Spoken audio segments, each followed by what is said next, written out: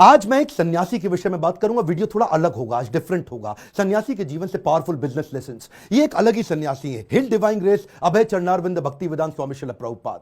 कौन है श्रील प्रभुपाद? ये इस्कॉन के फाउंडर आचार्य हैं। इस्कॉन का नाम तो लगभग पूरी दुनिया ने सुना है, इनका नाम कम लोगों ने सुना है। स्वामी विवेकानंद को तो लोग जानते हैं, लेकिन इनके बारे में कम जानते हैं। आज कुछ ऐसी अद्भुत बातें बताऊंगा, वीडियो से नजर मत हिला दीजिएगा। श्रील प्रभुपाद से आप दुनिया भर के सारे बिजनेस लेसन सीख सकते हैं। आप पंक्चुअलिटी सीखना चाहते हैं, टाइम मैनेजमेंट, लीडरशिप को कैसे तैयार करें, एक इंस्टीट्यूशन को कैसे स्केल करें, बिना पैसे के एक ऑर्गेनाइजेशन को कैसे बिल्ड करें, सस्टेनेबिलिटी कैसे लाएं, प्रोसेस कैसे लेके आए, पीपल स्किल क्या होते हैं, रैपिड एक्सपेंशन, ग्रोथ, स्पीड, ये कैसे आता है। बंगाल में इनका जन्म हुआ था 1896 के अंदर, और इनकी माता का देहांत हो गया था जब ये 14 साल के थे, 1910 में।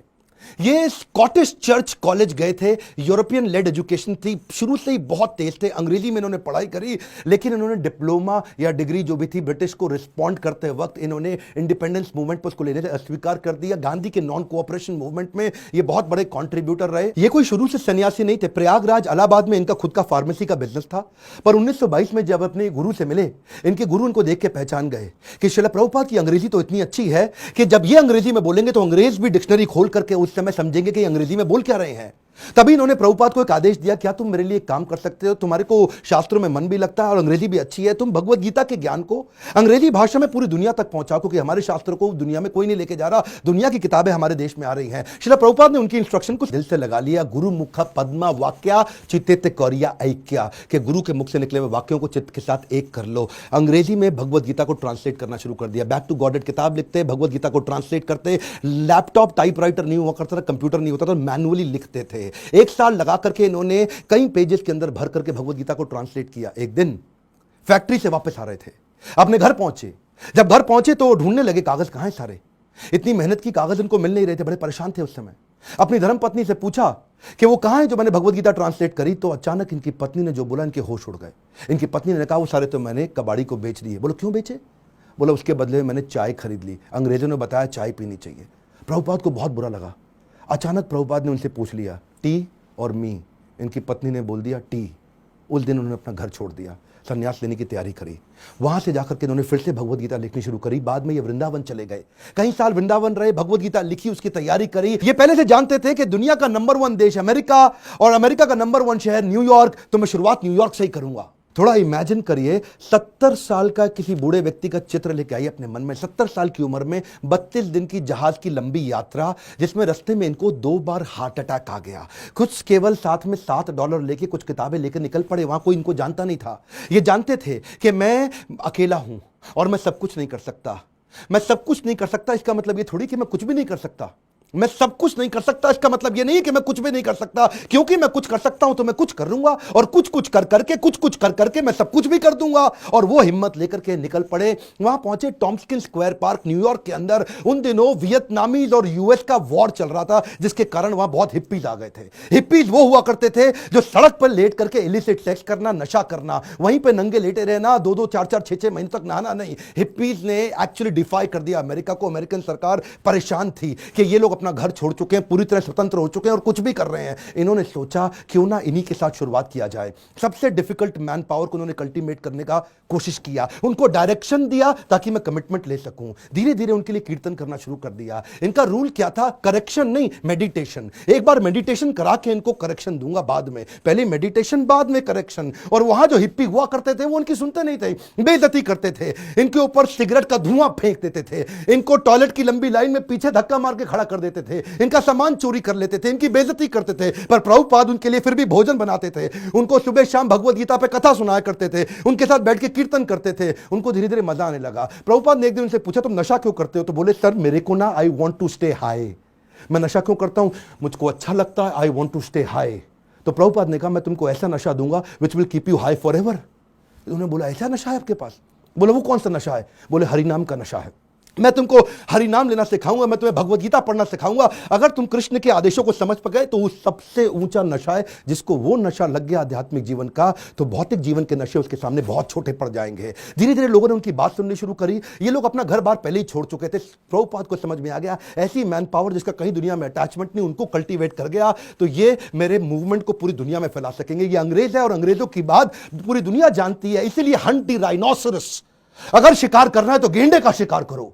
प्रभुपाद ने सबसे कठिन मुद्दा उठाया और उसके बाद अमेरिका की सरकार भी प्रभुपाद को धन्यवाद करती थी कि तुमने ऐसे लोगों को नशा छुड़वा दिया। वो सारे हिप्पी हैप्पी बन गए। क्या कमॉन, दोबारा सुनिए, हिप्पीज को हैप्पी बना दिया इन्होंने। कैसे हैप्पी बनाया? उनको गुलाब जामुन बना बना के अपने हाथ से खिलाते थे, उनको कथा सुनाते थे और धीरे धीरे उनका हृदय में परिवर्तन आया। और वहीं से प्रभुपाद ने, ये लीडर्स ऑफ लीडिंग लीडर थे प्रभुपाद, मेरी बात सुनिए, एम्पावर करते थे। लीडर्स ऑफ लीडिंग लीडर, इतना विश्वास डाला उनमें, इतना ट्रस्ट डाला उनमें कि उनको बोला यहां से तुम मेरे सारे शिष्य बन चुके हो। 10,000 शिष्य उन्होंने बनाए धीरे धीरे करके यूएस के अंदर। 2 को उन्होंने भेजा यूरोप में, 2 को भेजा अफ्रीका, फिर 2 को ऑस्ट्रेलिया, फिर 2 को रशिया, फिर 2 को इंडिया। ऐसा करते करते उन्होंने सब जगह लोगों को अलग अलग भेजा और बोला अब इस भगवत गीता को तुम लेके जाओ। मैंने तुमको सिखाया, अब तुम दूसरों को सिखाओ। 1965 से 1977 तक लगभग 11-12 साल इन्होंने पूरी तरह अपने आप को झोंक दिया। पैसे की कमी थी इनके पास, सोचा पैसा नहीं है तो अगरबत्ती, पूजा में काम आने वाली अगरबत्ती का बिजनेस इन्होंने अपने शिष्य को करना समझाया।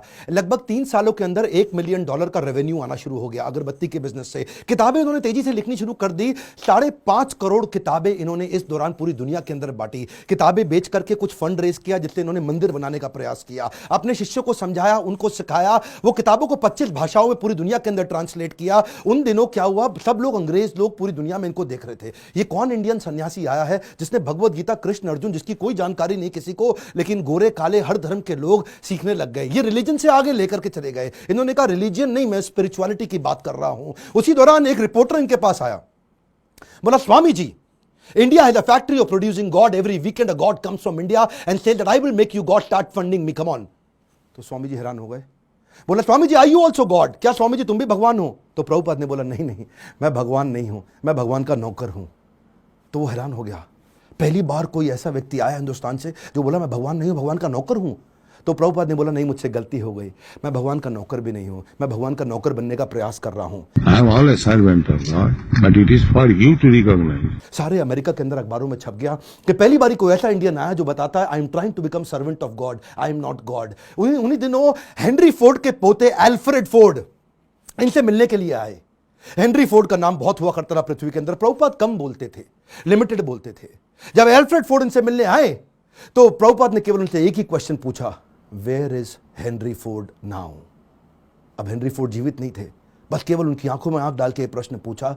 अल्फ्रेड फोर्ड उसी समय घबरा गए। उनको समझ आ गया कि ये जीवन किसी के लिए नहीं है, कोई नहीं बचने वाला यहाँ पे। और उसी दिन उन्होंने प्रभुपाद को सरेंडर कर दिया और उनसे कहा मुझे भी भगवत गीता सिखाइए। ये ऐसे संत सन्यासी है जिनके कारण आज पूरी दुनिया के अंदर सैकड़ों हजारों ऐसे मंदिर बने जहां भगवत गीता पढ़ाई जा रही है, सिखाई जा रही है। पाकिस्तान जहां कुछ भी हो रहा हो, लेकिन आज भी इस्कॉन के 12 मंदिर है पाकिस्तान में जहां रोज शाम को भगवत गीता पे कथा की जाती है। ये बड़ा अनइमेजिनेबल था कि कुछ ही सालों के अंदर इन्होंने 6 महाद्वीप, 6 कॉन्टिनेंट के अंदर 108 मंदिर बना दिए। ये तब किया जब वेंचर कैपिटल नहीं था, कोई एंजल फंड नहीं था, प्राइवेट इक्विटी नहीं था, कोई आईपीओ नहीं निकाला, कोई बैंक लोन नहीं है, कंप्लीटली बूटस्ट्रैप्ड, सैलरी देने का पैसा नहीं है, लाइफ टाइम वॉलंटियर्स इकट्ठे किए। 10,000 उन दिनों इन्होंने अपने शिष्यों को लेटर पे लिख लिख के बात किया। इमेजिन करिए, कम्युनिकेशन बहुत स्लो था। मैं सोचता हूं कई बार अगर प्रभुपाद आज होते ना तो भगवत गीता इंडिया की राष्ट्र पुस्तक नहीं होती, पूरे विश्व के अंदर होती। इतनी स्पीड थी प्रभुपाद की। उस समय जब अपने शिष्यों से बात करते थे तो न्यूयॉर्क से साउथ अफ्रीका चिट्ठी भेजते थे। वो चिट्ठी में प्रश्न पूछता था, जवाब देते थे, फिर चिट्ठी वापस आती थी, फिर उसका उत्तर देते थे। इमेजिन करिए 10,000 ऐसे लेटर लिखे इन्होंने, कितना समय की कमी रहा होगा। इनके इतने सारे philosophical issues, managerial issues, personal issues, professional issues, सब पे गाइड किया करते थे। व्हाट्सएप नहीं था, कम्युनिकेशन नहीं था, वहां पे फ्लाइट तेज नहीं जाती थी। बावजूद उसके इन्होंने 12 साल के अंदर 15 बार पूरी पृथ्वी का भ्रमण किया। एक बात समझिए, sales is not about selling, it is about building trust in education. Building trust in education. विश्वास बढ़ाओ, एजुकेट करो, विश्वास बढ़ाओ, एजुकेट करो। दुनिया भर में इतना विश्वास बढ़ा दिया, एजुकेशन बढ़ा दिया भगवत गीता के बारे में कि बीटल्स, जो उस समय बहुत फेमस हुआ करता था, बीटल्स के जॉर्ज हैरिसन ने अपना 70 एकड़ का फार्म वॉटफोर्ड में लंदन के नजदीक इनको डोनेट कर दिया। वो उनका शिष्य बन गया और अपने रॉकस्टार गानों के साथ साथ कीर्तन करने लग गया, हरे कृष्णा। उन्हीं दिनों प्रभुपाद जी साथ साथ इतनी किताबें लिखना चाहते थे, जानते थे मैं बूढ़ा हो गया हूं, सारी चीजें लिख के चला जाऊं ताकि लोग उसको आसानी से फॉलो कर सकें। उन्होंने खुद से लिखना बंद कर दिया, डिक्टाफोन ले लिया। डिक्टाफोन जानते क्या होता है? उस पर ये रिकॉर्ड करते थे और चलते चलते रिकॉर्ड करते थे, बैठे बैठे रिकॉर्ड करते थे। 24 घंटे में से 22 घंटा सेवा करते थे, 2 घंटा आराम करते थे। अनइमेजिनेबल है, मैं थोड़ा आपको बता रहा हूं फिर से, इसको मत मिस करिएगा। 24 में से दुनिया जानती है प्रभुपाद 22 घंटा सेवा करते थे, 2 घंटा रात को 10 से 12 तक आराम करते थे, रात को 12 से सुबह 4 बजे तक किताबें ट्रांसलेट किया करते थे, क्योंकि इनके गुरु का आदेश था किताबें ट्रांसलेट कर करके रिकॉर्ड करते थे उसको, जानते थे मैं लिखूंगा टाइप करूंगा टाइम लगेगा, शिष्यों को बोलते थे तुम रिकॉर्डिंग को सुनो उसको टाइप करो। उसी समय टेक्नोलॉजी का इस्तेमाल करते थे। डिक्टाफोन के बाद माइक्रोफोन आया, माइक्रोफोन पे करने लगे। सुबह की साधना करते, मंदिर में मंगल आरती करने के बाद, जब करने के बाद जब बाहर वॉक करने निकलते 1 घंटा वॉक करते, शिष्य को साथ में लेते, उस समय फिर से ट्रांसलेट करते, शिष्य माइक पकड़ के चलते रहते, ये मॉर्निंग वॉक पे फिर से ट्रांसलेट करते। जानते थे इनके पास समय कम था। प्रभुपाद ने अपने 12 साल के अंदर वो काम किया जो कि बिल्कुल अकल्पनीय है। इसमें मैं आपको एक बात सिखाना चाहता हूं, इसको बोलते हैं EFA, elephantine focused advantage. Elephantine focused advantage, इसको बोलते हैं अव्यर्थ कालत्वम।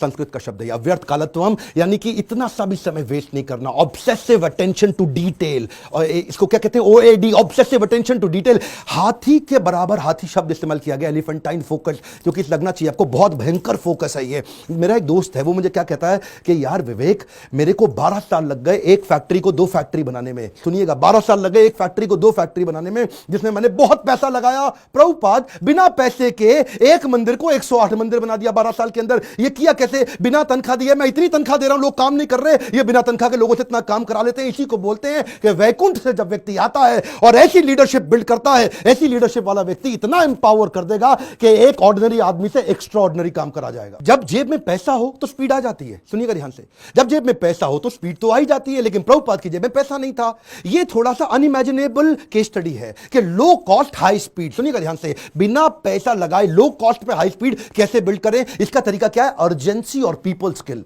प्रभुपाद अद्भुत व्यक्ति थे। अर्जेंसी और पीपल स्किल, शिष्य तंग करते थे, शिष्य गलतियां करते थे, प्रभुपाद टॉलरेट करते थे पीपल स्किल के साथ में। शिष्य इनको बहुत दुखी करते थे, प्रभुपाद टॉलरेट करते थे पीपल स्किल के साथ में। स्पीड बनाए रखी पीपल स्किल के साथ में। लोग दुखी भी नहीं होते थे, स्ट्रेस भी नहीं होते थे, क्योंकि प्रभुपाद प्रेम इतना देते थे। उनका प्रेम एक समुद्र की तरह था। श्री गुरु करुणा सिंधु, ऐसा करुणा का सिंधु सागर थे ये। इन्होंने एक बार जब ये अपने शिष्य को लेकर के रथ यात्रा ज्वाइन करने गए जगन्नाथपुरी के अंदर, तो वहां पे मंदिर के अंदर अंग्रेजों को जाना मना है। हिंदू मंदिर है, वो कहते हैं अंग्रेज को, लोगों को हम नहीं, क्रिश्चियंस को अंदर जाने देंगे। प्रभुपाद ने बोला अगर तुम मुझे जगन्नाथ जी के दर्शन करने नहीं जाने दोगे, मैं जगन्नाथ जी को पूरी दुनिया में ले जाऊंगा। उसके बाद उन्होंने रथ यात्रा करनी शुरू करी और वहां से पूरी दुनिया में रथ यात्रा का प्रचलन चालू हो गया। प्रभुपाद वो पहले व्यक्ति थे जिन्होंने आज पूरी पृथ्वी पर रथ यात्रा और जगन्नाथ जी के दर्शन कराने शुरू किए।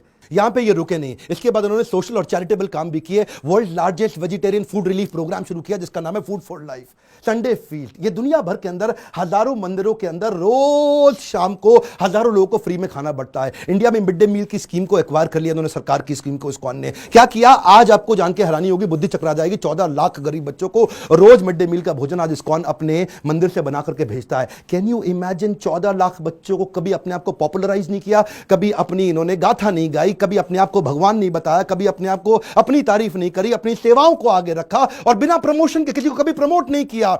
जानते हैं अमेरिका के अंदर भी आपको तो मालूम है स्टीव जॉब्स का स्टैनफोर्ड यूनिवर्सिटी का वो लेक्चर, जहां पे उसने खुद ही माना था कि मैं रोज, मेरे पास पैसा नहीं हुआ करता था, एक खाना खाने के लिए एक बार का 7 मील पैदल चल के हरे कृष्णा मूवमेंट पे फ्री का खाना खा के आया करता था। I would walk the 7 miles across town every Sunday night to get one good meal a week at the Hare Krishna temple. वैसे एक बात बताऊं, सुषमा स्वराज बोल बोल के थक गई थी कि भगवत गीता को राष्ट्रीय पुस्तक घोषित कर दो, श्रीमद् भगवत गीता को राष्ट्रीय पुस्तक घोषित किया जाए। आज ये प्रभुपाद के चलते न्यू जर्सी की सेटन हॉल यूनिवर्सिटी के अंदर भगवत गीता को कंपलसरी कर दिया। हरे कृष्णा मूवमेंट से भगवत गीता को लेके कैम्ब्रिज इंटरनेशनल यूनिवर्सिटी यूके के अंदर 2020 से वहां पे भी किताबें कंपलसरी कर दी कि भगवत गीता सिखानी चाहिए। क्यों? क्योंकि ये आपको वैल्यूज देंगी, मोरालिटी देंगी, कैरेक्टर देंगी, एथिक्स देंगी, प्रिंसिपल देंगे, ताकि आप एक इंसान को मजबूत बना सको। बहरहाल उनके पास समय कम था। 1977 में जब वो शरीर छोड़ने वाले थे, उनका वजन आधा हो चुका था, इतने पतले, इतने कमजोर हो चुके थे कि उनके शरीर पे स्किन बची नहीं, हड्डियां और नसें बची थी।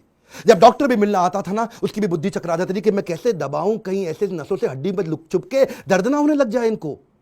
शिष्य लोग आसपास देखते थे डॉक्टर का मुंह कितना इंच खुला हुआ है, ऐसा ऐसा। डॉक्टर हैरान होता था, इंच नापते थे ऐसा कि ये कैसा व्यक्ति कर रहे हैं। इस समय कॉन्शियसनेस को बिल्ड करना पॉसिबल ही नहीं है। प्रभुपाद के सारे ऑर्गन्स काम करना बंद कर चुके थे, उनकी उम्र बहुत ज्यादा हो चुकी थी, लेकिन उस समय डेथ बेड पे, क्षमा चाहता हूं गलत शब्द यूज कर रहा हूं, ऐसे लोगों की कभी डेथ नहीं होती, लेकिन उस समय उस बिस्तरे पे भी लेट करके प्रभुपाद शरीर छोड़ने से पहले भी ट्रांसलेट कर रहे हैं भागवतम को कि मेरे जाने से पहले मैं अपने गुरु के आदेश को पूरा करके जाऊं।